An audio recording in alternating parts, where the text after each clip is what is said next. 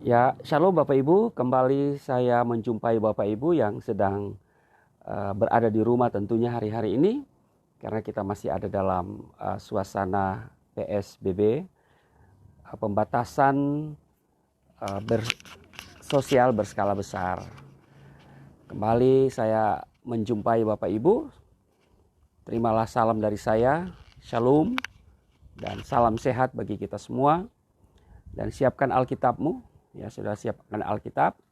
Kita akan belajar hari ini supaya hari-hari di mana kita berada di rumah, kita juga belajar tentang firman Tuhan. Baik, mari kita berdoa.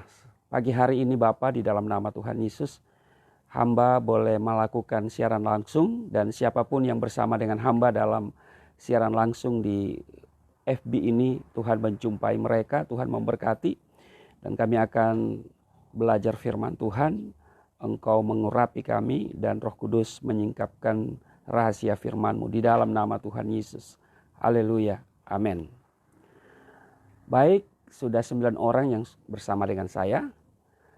Saya hari ini akan bicara tentang sesuatu yang tidak mengenakan tetapi menjadi sebuah kenyataan yang harus kita hadapi sebagai manusia yang masih hidup di bumi. Sebab di dalam Ayub pasal 7 ayat 1 bahwa manusia harus bergumul di bumi. Jadi selama kita berada di bumi, kita harus bergumul. Kalau saudara tidak mau ada pergumulan, ada masalah, maka hanya ada satu kata pendek, kalimat pendek, yaitu silakan check out dari bumi. Jadi sadarlah bahwa kita berada di bumi. Maka di Ayub pasalnya yang ke-7 ayat 1 kita harus bergumul. Baik, hari ini saya akan bicara tentang menghadapi masa yang sukar. Bapak Ibu, di 2 Timotius pasalnya yang ketiga ayatnya yang pertama dikatakan begini. 2 Timotius pasalnya yang ketiga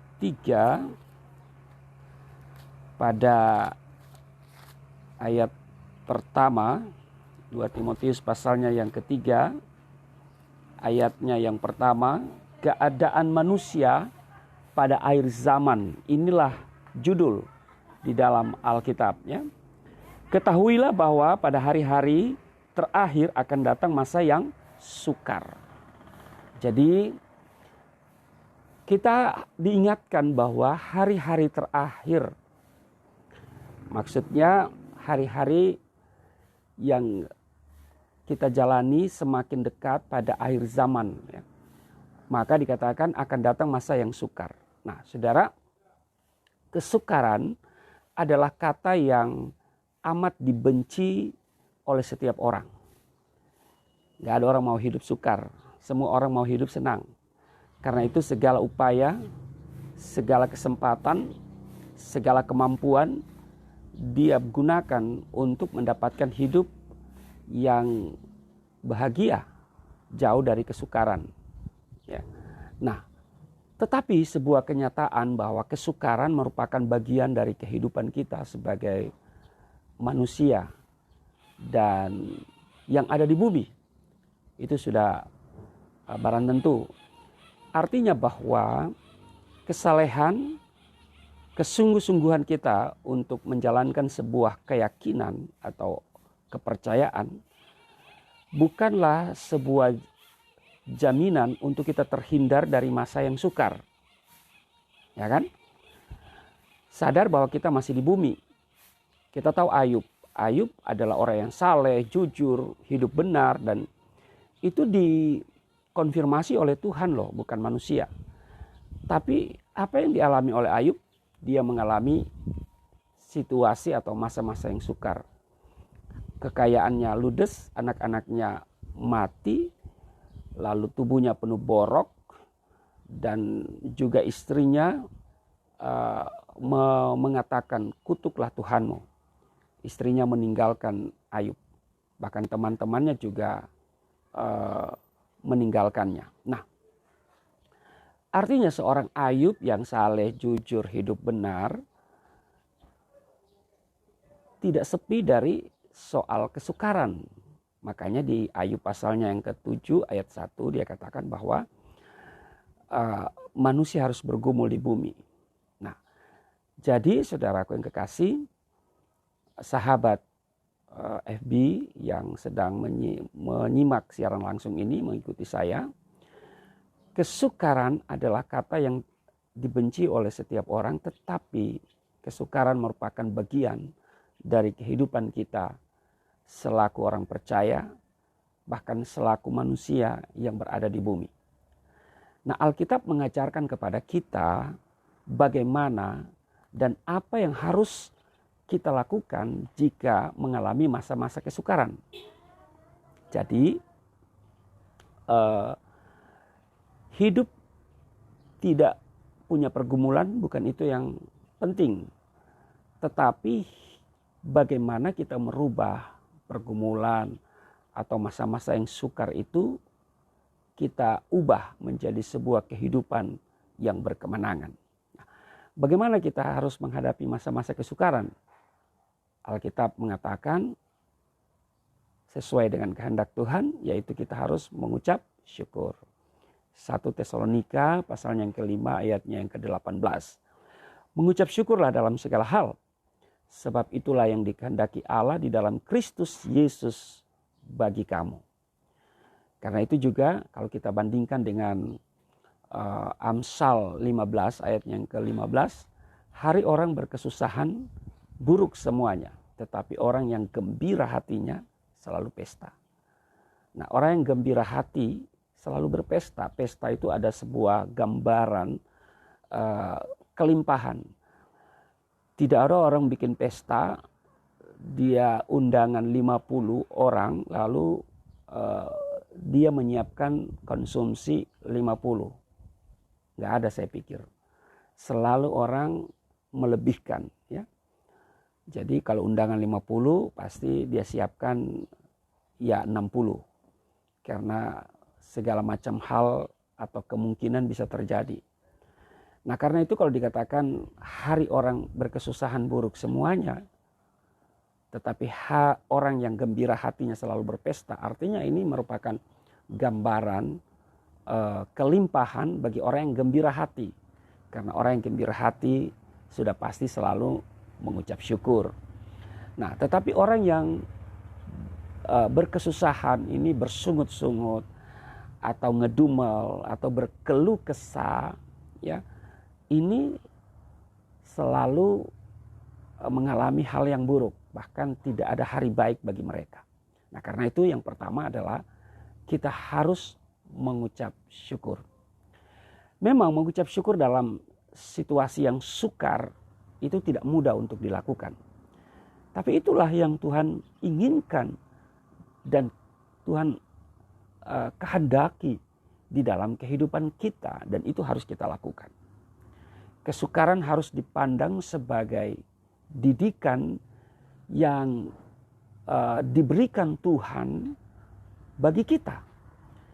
Karena Tuhan menghajar orang yang dikasihinya dan ia menyesah orang yang diakuinya sebagai anak. Saudara bisa baca di dalam Ibrani pasalnya yang ke-12 ayatnya yang ke-6. Nah, saudara, kasih itu tidak selalu identik dengan belayan, ya, lemah atau lemah lembut, ya. Terkadang kasih itu juga hajaran yang untuk meningkatkan kualitas iman setiap orang. Jadi sekali lagi bahwa kasih tidak selalu identik dengan belayan saja, saudara. Terkadang hajaran juga dibutuhkan untuk meningkatkan kualitas iman seseorang. Jadi saudara, kalau Tuhan mengasihi kita, berarti juga Tuhan menghajar, ya, supaya kita jangan jangan keras kepala, ya, jangan bandel begitu, saudara, ya. Jadi kesukaran itu ya bisa jadi adalah cara Tuhan untuk mendidik kita. Ya, karena kalau kita mengatakan bahwa kita orang percaya, tapi kita nggak ada ujian, dalam hal ini kesukaran, maka sesungguhnya kita belum bisa dikatakan sebagai orang percaya. Karena belum terbukti. Tetapi ketika ada kesukaran lalu kemudian kita mengucap syukur, maka mengucap syukur itu adalah sebuah indikasi yang kuat bahwa saudara dan saya adalah seorang yang betul-betul percaya kepada Tuhan yang dahsyat dan luar biasa. Jadi yang pertama yang harus kita lakukan ketika ada dalam masa-masa kesukaran seperti hari ini adalah mengucap syukur dalam segala keadaan. Amin. Yang kedua, bahwa kita harus ingat janji Tuhan. Ya kan? Kita harus ingat janji Tuhan. Jadi ketika ada masa kesukaran, kita ingat janji Tuhan. Amin. Ya. Pertama, bahwa ada rancangan yang indah dalam hidup kita. Sebab di Yeremia pasal 29 ayat 11, aku mengetahui rancangan apa yang ada padaku mengenai kamu. Demikianlah firman Tuhan, yaitu rancangan damai sejahtera dan bukan rancangan kecelakaan, untuk memberikan kepadamu hari depan yang penuh dengan harapan. Jadi ketika masa sukar seperti ini, kita ingat janji Tuhan, bahwa hanya yang baik yang Tuhan janjikan dalam hidup kita. Amin, saudara. Saya percaya itu.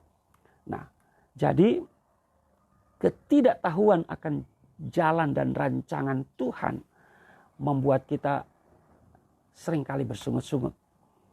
Maka ingatlah, rancanganku bukanlah rancanganmu, kata Tuhan. Jalanmu bukanlah jalanku, kata Tuhan. Yesaya 55 ayat yang ke-8. Itu hal pertama waktu kita mengingat janji Tuhan. Bahwa di masa yang sukar, saya katakan tadi, di masa yang sukar pertama kita harus mengucap syukur. Yang kedua, ingat janji Tuhan. Bagaimana caranya? Kita tahu bahwa rancangan Tuhan bagi saudara dan saya adalah rancangan damai sejahtera, bukan kecelakaan. Amin. Dan yang berikut, tidak selamanya orang benar dibiarkan goyah. Tidak untuk selamanya orang benar dibiarkan oleh Tuhan. Ya. Karena itu saudaraku yang kekasih, dalam Mazmur pasalnya yang ke-55 ayat 23. Saya akan bacakan untuk saudara. Mazmur 55 ayatnya yang ke-3. Ya saudara. Dikatakan begini saudara. Saya akan bacakan untuk saudara. Ya. Ayat 23 di Mazmur 55. Serahkanlah khawatirmu kepada Tuhan, maka ia akan memelihara engkau, tidak untuk selama-lamanya dibiarkannya orang benar itu goyah. Nah saudara, jadi kita ingat bahwa tidak untuk selamanya Tuhan membiarkan kita supaya di masa-masa yang sukar ini. Ya. Yang ketiga, yang berikut.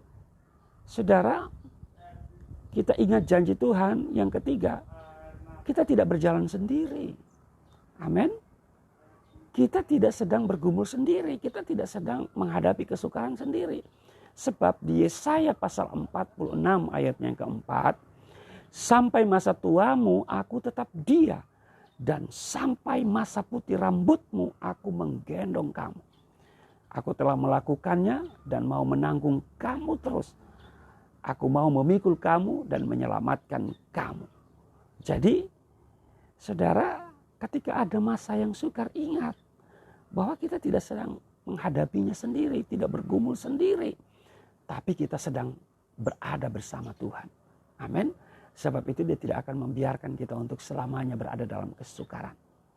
Nah, kesalahan terbesar manusia yang jatuh saat ini, saat menghadapi kesukaran adalah dia pikir dia menghadapi masalah itu sendirian. Nah ini salah.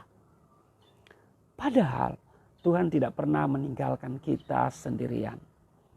Ya, persoalannya adalah ya, kadang-kadang kita merasa bahwa kita sedang bergumul sendiri. Ya.